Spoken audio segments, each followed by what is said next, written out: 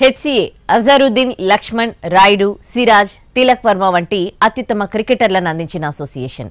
అయితే అదంతా గతం. ఇప్పుడు దోచుకోవడమే తప్ప అక్కడ ఆట లేదు.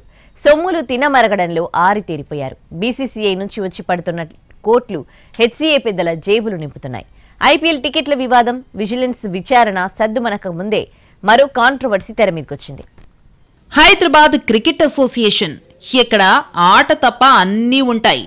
అజరుద్దీన్, లక్ష్మణ్, అంబటి రాయుడు, సిరాజ్ వంటి ప్లేయర్లను అందించిన ఘనమైన వారసత్వాన్ని గతంగానే మిగిల్చుకుంది. స్టార్ ప్లేయర్లను అందించిన ఫ్యాక్టరీగా పేరున్న హెచ్సీఏ పేరు క్రమంగా మసగబారింది. టాలెంట్ ని వెలికి తీయడం పక్కన పెట్టి నిధులు మెక్కడంలో ఆరితేరిపోయింది. క్రికెట్ తప్ప మరే ధ్యాస లేని స్థితి నుంచి డబ్బు తప్ప మరేదీ పట్టించుకోని స్థితికి దిగజారింది. తాజాగా అపెక్స్ కౌన్సిల్ సభ్యుడు సునీల్ అగర్వాల్ కొడుకు ఖుషీ అగర్వాల్ ఉప్పల్ స్టేడియంలో చేసిన హంగామా ఇప్పుడు పెద్ద దుమారం రేపుతోంది. ఖుషీ అగర్వాల్ ఐపీఎల్ మ్యాచ్ చూసేందుకొస్తే నిర్వాహకులు ఏకంగా వీవీఐపీ ట్రీట్మెంట్ ఇచ్చారు. ఇదంతా ఆ కుర్రాడు ఇన్స్టాగ్రామ్లో అప్లోడ్ చేసుకున్నాడు. దీంతో మరో బిగ్ న్యూస్ బయటకొచ్చింది. ఖుషీ అగర్వాల్ ప్రస్తుతం హెచ్సీఏ అండర్-19 టీంలో ఆటగాడిగా ఎంపికయ్యాడు. అయితే ఏ ప్రాతిపదికన అతను సెలెక్ట్ అయ్యాడు, ఆడిన మ్యాచ్లు, చేసిన స్కోర్, తీసిన వికెట్లు, ఇలా లెక్కలు మొత్తం బయటపెట్టాలని కొందరు యంగ్ క్రికెటర్లు పట్టుబడుతున్నారు. ఇప్పటికే హెచ్సీఏపై అనేక ఆరోపణలు ముసురుకున్నాయి. ఐపీఎల్లో 17 ఏళ్లుగా ఏ సీజన్లోనూ కాంట్రవర్సీ లేదు, కానీ ఈసారి పెద్ద యుద్ధమే జరుగుతోంది. అది కూడా ఒకే రాష్ట్రానికి చెందిన ఫ్రాంచైజీకి, క్రికెట్ అసోసియేషన్కి మధ్య. హెచ్సీఏ తమను టికెట్ల కోసం వేధిస్తోందని, బ్లాక్ మెయిలింగ్ కి గురి చేస్తోందని ఆరోపించింది సన్ రైజర్స్ హైదరాబాద్. హెచ్సీఏకి ఇప్పటికే 3600 కాంప్లిమెంటరీ పాస్లు ఇస్తుండగా అదనంగా మరిన్ని కావాలని HCA president Jaganmohan Rao వేధిస్తున్నారని, black mail చేస్తున్నారని ఎస్ఆర్హెచ్ అంటోంది. ఇదే విషయమై బీసీసీఐ, ఐపీఎల్ గవర్నింగ్ కౌన్సిల్ కి ఎస్ఆర్హెచ్ ఫిర్యాదు చేసింది.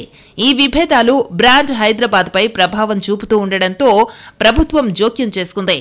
టికెట్ల వివాదంపై విజిలెన్స్ ఎంక్వైరీకి ఆదేశించారు సీఎం.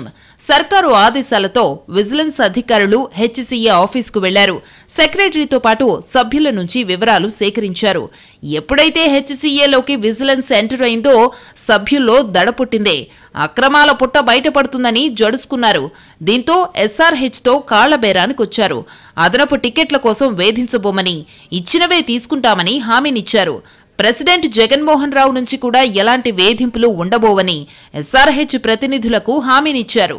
ఎస్ఆర్హెచ్, హెచ్సీఏ మధ్య తలెత్తిన విభేదాల్లో కొత్త కోణాలు కూడా వెలుగులోకొచ్చాయి. కాంగ్రెస్ ప్రభుత్వాన్ని ఇరకాటంలోకి నెట్టేందుకు బీఆర్ఎస్ నేతలు కొందరు ఐపీఎల్ను అస్త్రంగా ఎంచుకున్నట్టు విమర్శలొస్తున్నాయి.